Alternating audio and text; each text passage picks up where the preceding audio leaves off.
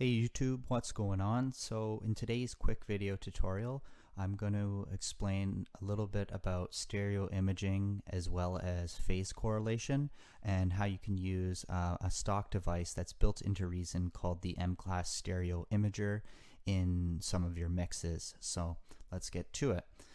Basically, I have two examples set up here. One is this droney pad sound file that I've got as a sample, and the other is this like massive bass patch thing that I've been working on. So what I'm going to do is I'm going to start off with example one here, which is that droney pad, and I'm going to insert an M-Class Stereo Imager into here. So I'm going to go Effects, Reason Devices, M-Class Stereo Imager.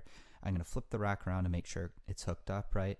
So to device from my insert effects is going into the stereo imager audio input, and then the output is coming back into the insert effects in my mix channel. So we are good to go here. So basically, I'll explain a little bit about stereo imaging.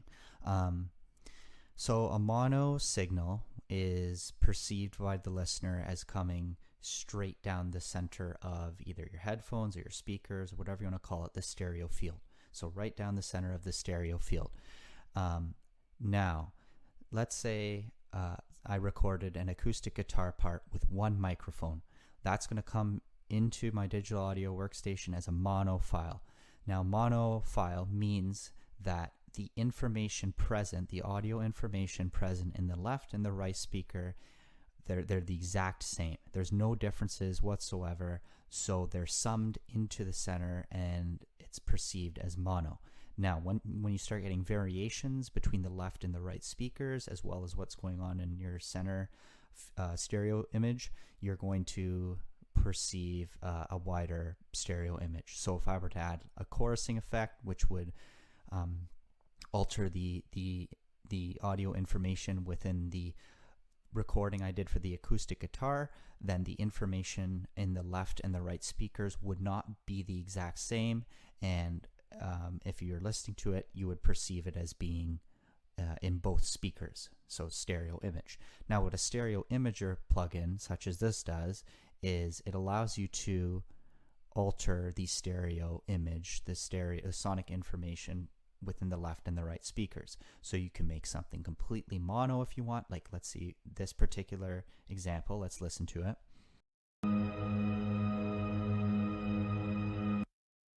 So that pad has some stereo information. Either you can hear it in your left and in your right headphones if you're listening on headphones or speakers, whatever. You can basically alter it so that it is completely mono if you'd like, or you can change how it's perceived by the listener. You can push the stereo image in your left and your right headphone speakers further than you would expect if you do it right with your plugin. So I'm going to put something called the Isotope Ozone Imager on here, and I'm going to talk a little bit about phase correlation. So on the right hand side of this plugin, you see a +1, 0, and a -1. Now what that means, that shows your phase correlation of your audio signal. So if the closer to +1 you are on this meter, the better your audio signal will stand in mono. So if someone was listening to your song on a phone speaker, right, like that's a mono source.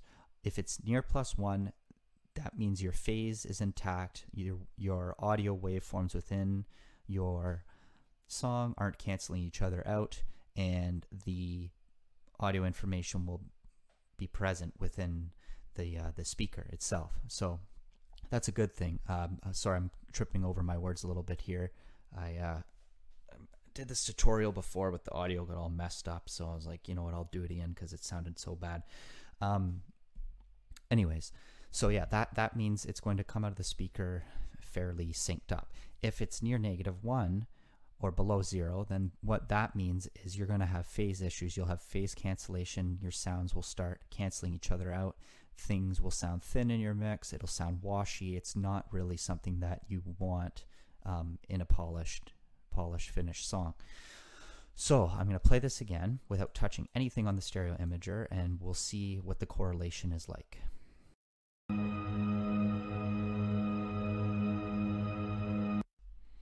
So it's above 0. It's not really that close to 1. And as you saw in this vector scope here, which basically shows in a visual format what you're hearing in your headphones, you can see that there's a lot of audio information that's kind of spread out along this vector scope to the left and the right. So it's a wide signal, but it's not really, the phase is a little bit out, so it might sound a little bit washy if we were to sum it to mono. So let's try summing it to mono using the stereo imager and see what happens.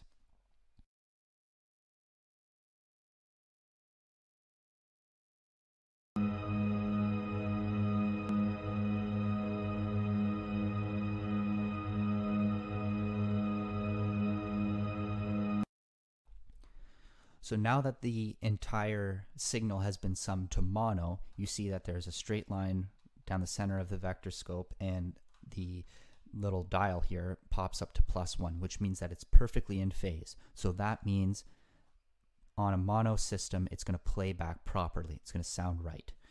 So that's pretty cool. That's something to pay attention to on your whole mix. You can pop something like this, which, by the way, this plugin's free, so you might as well download it. It's by Isotope Ozone Imager. It's a great plugin. Definitely check it out. They're a great company.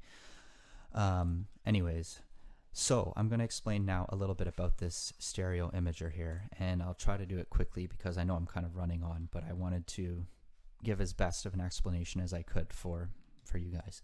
So this knob here is the X over frequency knob, and basically what that is it's a selector for these left and these right knobs. So if I pull this to 299 Hertz, where it is right now, everything below 299 Hertz will be altered by this low band knob, and everything above will be altered by the high band knob. So essentially it's splitting the audio signal into two components, a low end component and a high frequency component.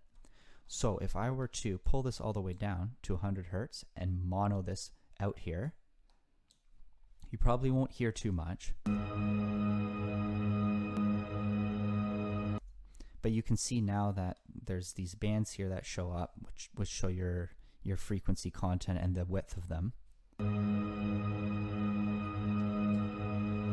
If you turn that all the way down like that, that means everything that's below 100 Hertz is going to be in mono, which is a good thing, because for low-end information, you generally want low-end information to be in the center of your stereo field.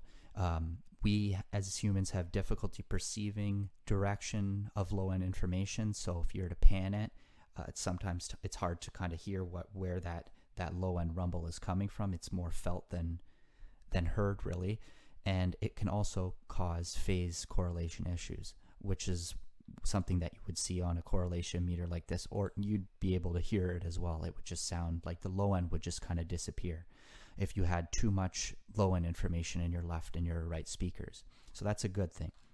So then over here we have our high band, and basically we can choose to mono that if we want, or we can widen it. Now we have to be careful when we're using plugins like this and widening high frequency content or mid-range frequency content, because you can have, once again, correlation issues. So let's watch this. Let's see this here.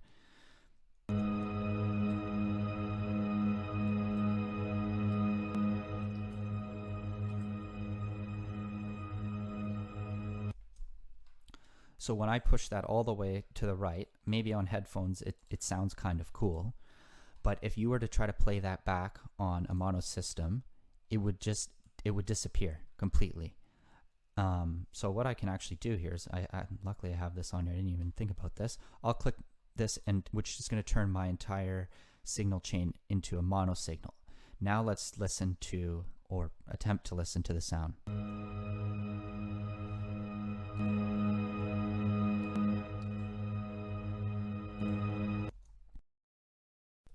So you can hear it once it's on the wide setting, that sound gets really quiet and kind of flimsy.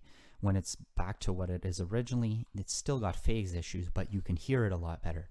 So that means it's summing to mono a lot better. So you do want to be careful if you are widening your stereo image, because sometimes you'll lose mono compatibility, and that's not a good thing.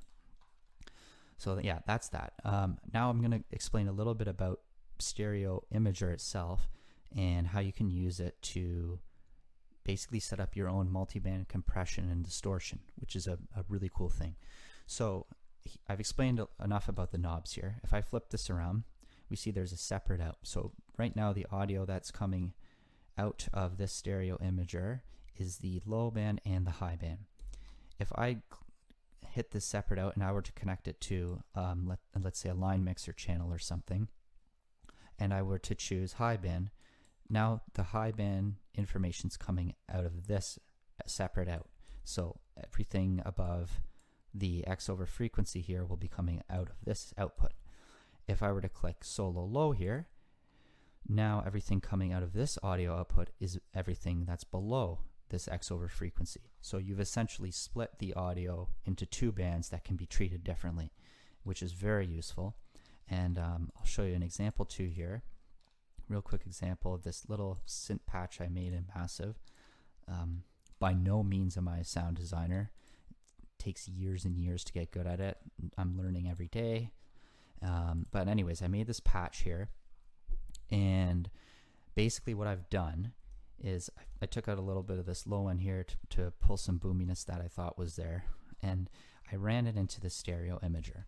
Now basically what I did is I soloed the low band here. So now if I go to my audio output right here, that's the low band information, right? So if I solo this and listen,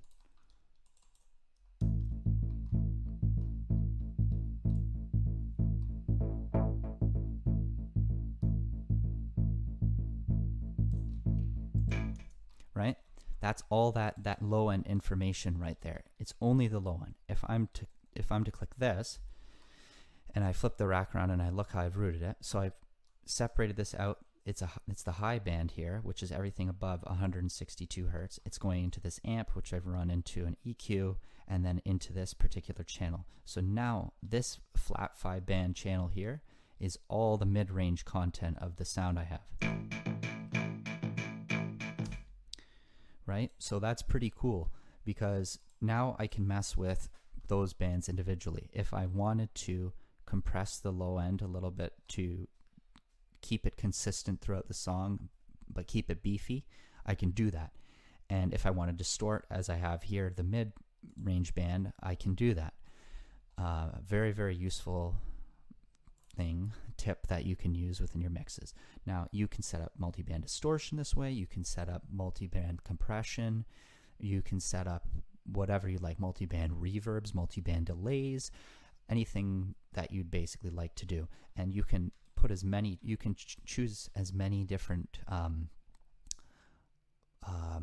channels, I guess, if you want to call them that. They're not really channels, like bands rather, I should say. That's the word I'm looking for. You can choose as many bands as you want. So I could run this stereo imager into another stereo imager, but to save time, I'm not going to do that. What I'm going to do is I'm just going to show you there's actually a mastering suite that Reason has set up for you already with this sort of thing completed. So if I go into my insert effects here, I go into M-Class mastering patches, and I click on, let's say, 4-band compression. There's also an 8-band one they have set up here, but I'm going to go to the 4-band compression and load it. I'll be able to show you what I'm talking about here. So basically, now we've got this set up here so that they have a low-high split. So your audio information from your track comes into this imager here, right? Then what it does is this knob determines your first low-high split, and then it runs it into the full audio signal into band 3 and 4, as well as band 1 and 2 here. So the low band, which is everything below 535 hertz, is running into band 1 and 2 here, right? Now we've got this, which is the solo low band. The audio output is going into the band 1 compression. So right here, this is band 1 compression. So now everything below this knob, which is 125 hertz they have set up, will be altered by this compressor, right? And everything for band 2, which is the high band, everything above this particular frequency they have set up, 125 hertz, up to the 535 hertz here, will be affected by the second band. So it's set up in increments that way. And to give you a visual display of what I'm talking about real quick here, and then I'm going to cut myself off because this has been going on for a long time. C4 stereo imager, or C4 multiband compression, sorry, by Waves gives you an example. So here's the first band that I'm talking about. Everything below 132 hertz is going to be affected by this compressor. Here's the second band here. Everything that is within this frequency range, 132 to 1407 hertz, is affected by the second band compressor, right? So you can compress each particular section of the sound individually. If you hooked up distortion units or saturation units, delay, whatever you wanted here, you could do the exact same thing. So very, very cool technique. I hope you guys learned something, and if you have any questions or comments about what I explained, please feel free to leave them in the comment box.